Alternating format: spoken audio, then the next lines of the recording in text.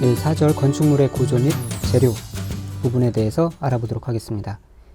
자, 건축물은 건축할 때 구조 안전 확인을 해야 되는 경우가 있는데요. 어떤 경우냐면 허가 대상 건축물을 건축하거나 대수선하는 경우 해당 건축물의 설계자는 국토교통부령으로 정하는 구조 기준에 따라서 그 구조의 안전을 확인해야 합니다.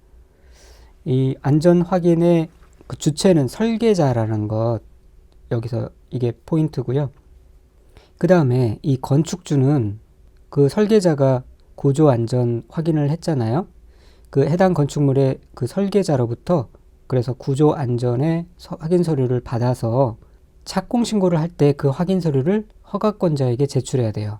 자, 그러니까 설계자가 구조 안전 확인을 해서 안전을 확인을 하고, 이 건축주는 건축 신고를 착공 신고를 할 때 구조 안전 서류를 받아서 허가권자에게 제출한다. 네, 이 구조를 알아두시고요. 그 다음에 이 구조 안전 확인 서류 대상 건축물이 있습니다. 이 부분이 작년 시험에 나왔죠. 그래서 올해는 나오진 않겠지만 아주 쉬운 문제로 나왔는데 그냥 요 숫자만 외우고 있으면 맞추는 문제였어요. 요 세 가지 숫자만 외우고 있으면요. 근데 이거를 암기하고 있지 못한 사람에게는 아주 어려운 문제가 되겠죠. 그리고 어디 분명 봤던 숫자였기 때문에 억울하게 틀리고 어떤 다른 문제보다도 속이 쓰린 문제가 되었겠죠. 글쎄요, 올해는 여기서 이 구조안전 대상 확인 서류에서 다시 문제가 출제될 확률은 크지는 않겠지만 그래도 또 모를 일이니까 이 암기 코드 따라서 한번 좀 한 두세 번 읽어서 숫자라도 좀 머릿속에 담아두고 시험장에 가시면 좀 마음이 놓이실 것 같아요. 공동주택과 단독주택, 공단에서는 2층 이상인 건축물, 연면적이 200제곱미터 이상인 건축물, 둘둘 치킨을 사서 그 둘둘 치킨과 목구조 건축물인 경우에는 3층, 각각 3층과 500제곱미터죠. 목삼겹살 500g 사서 처마 9m 이상인 건축물, 처가 9명이에요. 그 사위가 열이에요. 사위 열. 그 다음에 노비가 13명이에요. 처구, 사위 열, 노비 13. 그렇게 국가문화유산 3m 이상 돌출물, 산삼하고 같이 먹었다. 말이 되든 말든 네, 그렇게라도 외워두시면 이 숫자만 외우면 맞추는 거니까요. 외워두시기 바랍니다. 이 구조 안전 확인 서류 제출 대상 건축물에 해당하는 것입니다. 그리고 여기서 2, 3번은 사용 승인을 받는 즉시 건축물이 지진 발생 시에 견딜 수 있는 능력을 공개해야 됩니다. 그리고 내진 능력을 공개해야 되는 건축물에 해당됩니다. 그 다음에 건축 구조기술사의 협력 대상 건물, 다음에 해당하는 건축물의 설계자는 해당 건축물에 대한 구조 안전을 확인하는 경우에는 건축 구조기술사의 협력을 받아야 됩니다. 그러니까 구조 안전에 덧붙여서 건축 구조기술사의 협력을 받아야 된다는데 그게 무엇이냐면은 6층 이상의 건물, 3층 이상의 필로티 형식 건축물, 특수구조 건축물, 다중이용 건축물, 준다중이용 건축물이에요. 여기 나온 적은 없지만 뭐 한번 나올 수도 있는 문제니까 이렇게 알아두세요. 건축 구조 기술사 협력, 건조한 63빌딩, 6층, 3층 63빌딩에서는 특수구조하면 다 준다. 특수구조, 다중이용 건축물, 준다중이용 건축물. 이렇게 위험한 63빌딩, 특별히 불나기 쉬운 건조한 63빌딩에서는 특수구조하면은 다 줘야죠. 네, 달라는 거 다 줘야 됩니다. 다 준다. 소음방지용 경계경 및 바닥 설치. 요즘 아주 이슈가 되는, 계속 이슈가 되는 부분이기 때문에 시험에 지문으로라도 나올 수가 있는 부분이죠. 소음 방지를 위하여 경계벽을 설치해야 하는 건축물. 단독주택 중 다가구 주택의 각 가구 간 또는 공동주택의 각 세대 간 경계벽. 발코니 부분은 제외하고요. 공동주택 중 기숙사의 침실, 의료시설의 병실, 교육연구시설 중 학교의 교실 또는 숙박시설의 객실 간 경계벽에는 소음 방지를 위해서 경계벽을 설치해야 한다. 그 다음에 일종 근린생활 중 산후조리원의 경우, 그 다음에 임산부실 간 경계벽, 신생아실 간 경계벽, 다중생활시설 고시원의 호실 간 경계벽, 노유자시설 중 노인복지주택 세대 간 경계벽, 노인요양시설의 호실 간 경계벽, 이런 것들을 설치해야 되고요. 소음 방지용 바닥 설치, 소음 방지를 위하여 층간 바닥을 설치해야 되는 건축물, 단독주택과 다가구주택, 공동주택, 업무시설 중 오피스텔, 다중생활시설, 숙박시설 중 다중생활시설. 그런데 이 산후조리원이나 임산부실, 노인복지주택, 다중주택은 해당되지 않는다는 것 알아두시고요. 자, 그 다음에 소음방지용 바닥의 설치. 소음방지를 위해서 층간바닥을 설치해야 하는 건축물은 이러한 것들이 있습니다. 단독주택, 다가구주택, 공동주택, 업무시설 중 오피스텔, 제2종 근린생활시설 중 다중생활시설, 이런 것들이 있고요.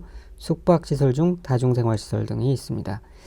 그런데 이 산후조리원, 임산부실, 노인복지주택, 노인요양시설 같은 거에는 층간바닥을 설치해야 되는 규정이 없어요. 아까 경계벽은 있었잖아요.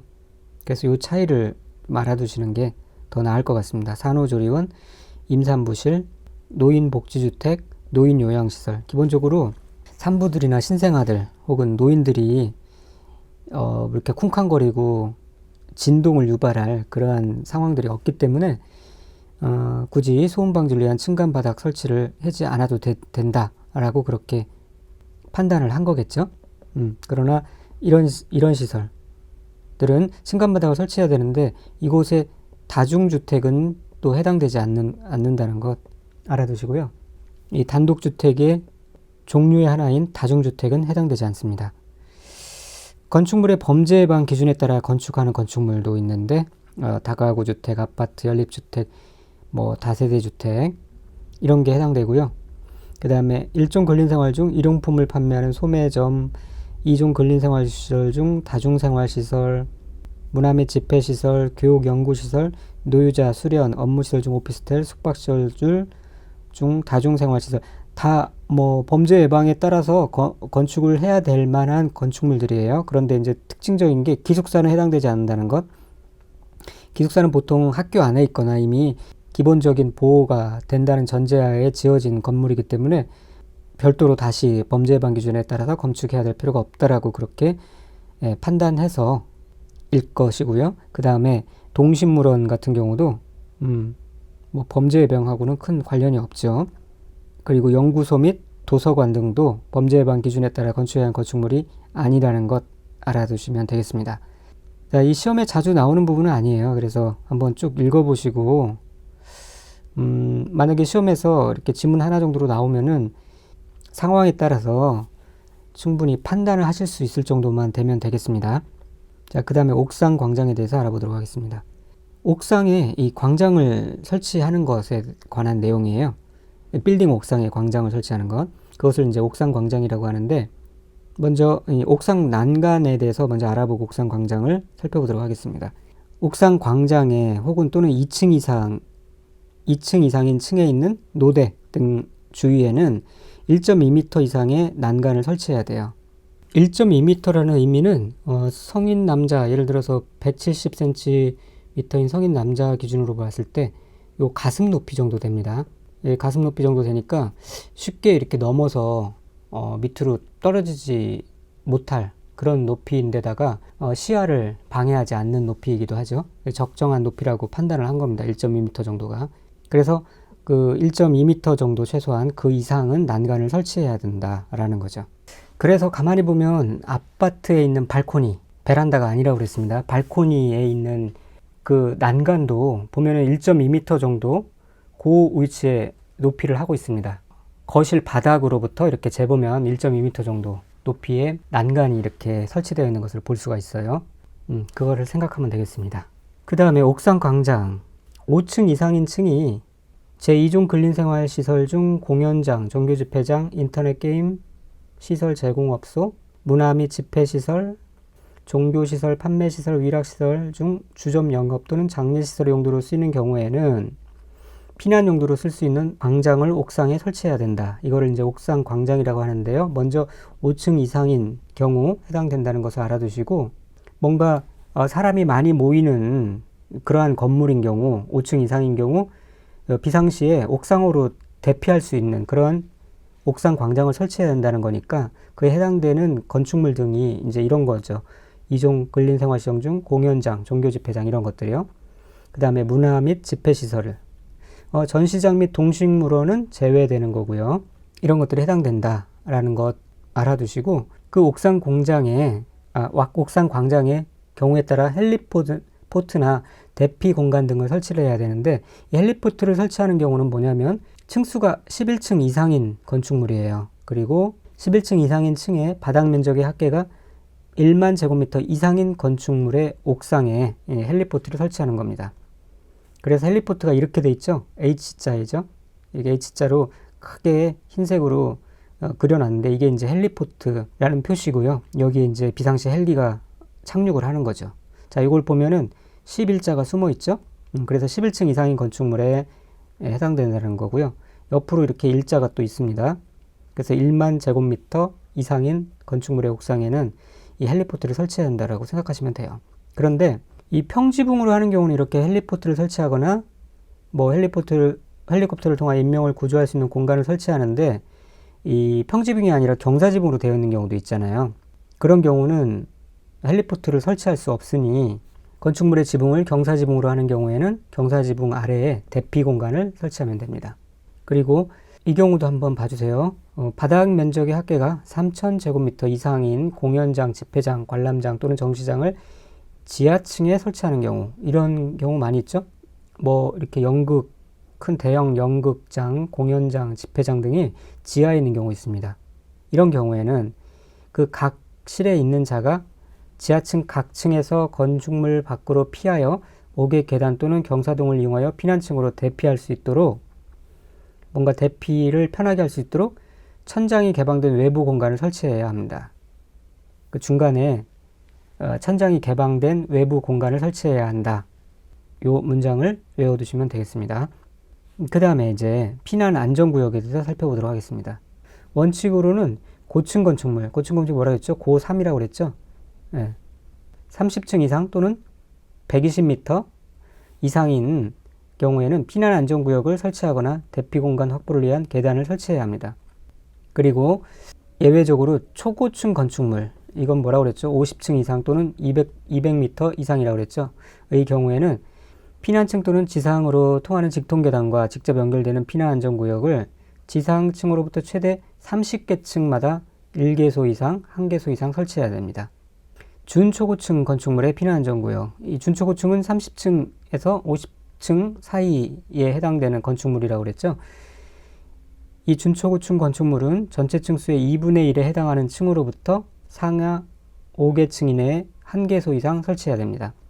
만약에 40층이라고 그러면은 40층의 2분의 1이 되는 20층에 상하 5개 층, 15층부터 25층 사이에 1개소 이상의 피난 안전구역을 설치를 해야 된다.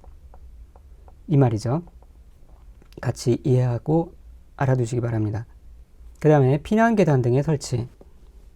자, 직통계단과 5개 피난계단, 그 다음에 다음 페이지에 승용 승강기, 비상용 승강기 이런 거에 대해서 알아볼 거예요. 중요한 부분은 아니지만 시험 보기 전까지 한두 번은 읽어보시는 게 좋을 것 같아요.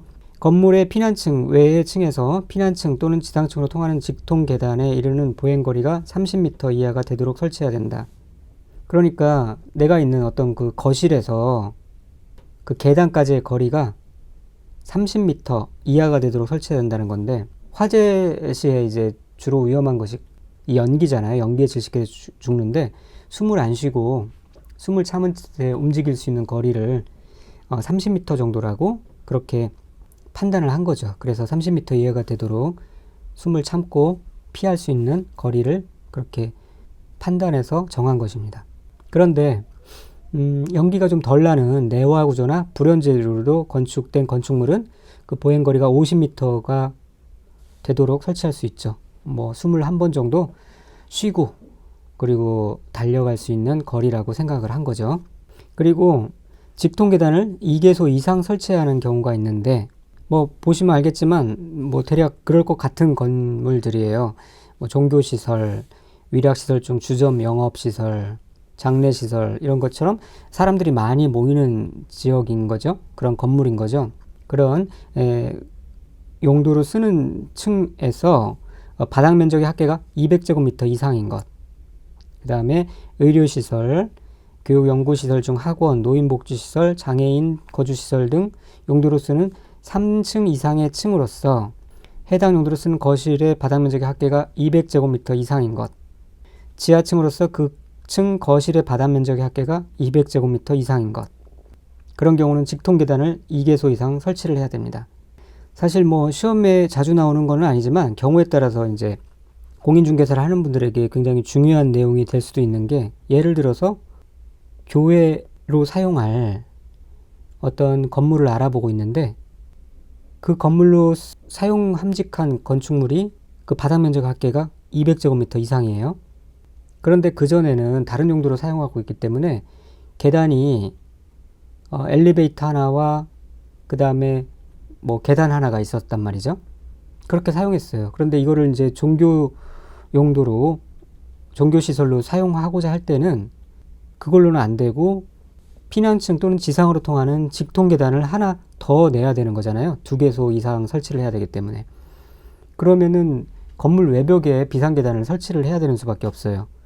이제 그 문제 때문에 그 공간이 아무리 좋아도 사용하기가 힘든 경우가 있을 수 있다는 거죠. 그런데 일반적으로 이제 종교 시설 용도로 쓰고자 하는 사람들은 그 사실을 모르죠. 그리고 또 임대를 해주는 측이나 아니면은 뭐 건물을 팔려는 측에서는 또 그런 것까지 고려를 안 하니까 이 부분은 중간에 이제 공인중개사들이 체크를 해서 알려줘야 중개사하고 비슷한 것들을 면할 수가 있겠죠. 그래서 사실은 이제 이런 모든 것들이 공인중개사 업무에 굉장히 중요한 또 포인트가 되기도 합니다.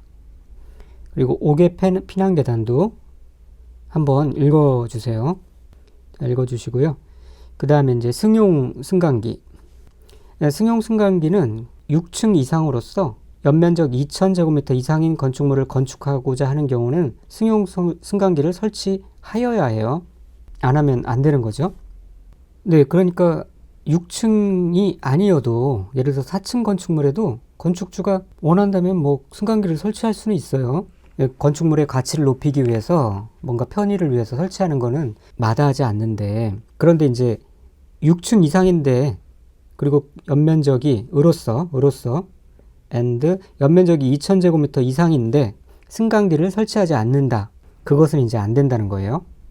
요거 시험에 나올 수 있는 부분이니까 6층 이상으로서 연면적 2000제곱미터 이상인 건물에는 승강기를 설치해야 한다는 부분 꼭 알아두시고요. 그런데 이제 면제되는 경우도 있어요. 층수가 6층인, 딱 6층인 건축물로서 각 층 거실의 바닥 면적 300제곱미터 이내마다 1개소 이상의 직통 계단을 설치한 건축물의 경우에는 설치 의무에서 제외돼요. 이 경우 딱 6층이에요. 뭐 7층, 8층은 해당 사항 안 됩니다. 무조건 설치를 해야 되는 것이고요. 6층인 건축물로서 예를 들어서 뭐 연면적 2000제곱미터 이상이라 할지라도 각 층 거실의 바닥 면적 300제곱미터 이내마다 1개소 이상의 직통 계단을 설치한 경우에는 설치 의무에서 면제된다는 사실 같이 알아두시고요. 그리고 고층 건물 30층 이상인 경우 말하죠. 120m 이상이거나요. 설치하는 승용 승강기 중 1대 이상을 피난용 승강기로 설치해야 한다는 것 알아두시고요. 그리고 또 비상용 승강기가 있는데 이거는 이거 31m를 초과하는 건축물에 비상용 승강기를 추가로 설치해야 되는데 뭐 이 위에는 한번 읽어보시고요. 그 다음에 창문 등의 차면 시설, 면을 가릴 차자잖아요. 차면 시설, 창문을 가리는 시설들은 어디에 설치하냐면 인접대지 경계선으로부터 직선거리가 2m 이내에 이웃 주택의 내부가 보이는 창문 등을 설치하는 경우에는 차면 시설을 해야 됩니다. 차면 한 2m 정도 날아가죠. 차면 2m, 차면 2m. 네, 그렇게 암기해두시기 바랍니다. 자, 이상 살펴봤고요. 다음 시간에는 지역, 지구 또는 구역의 건축물 등에 대해서 알아보도록 하겠습니다. 감사합니다.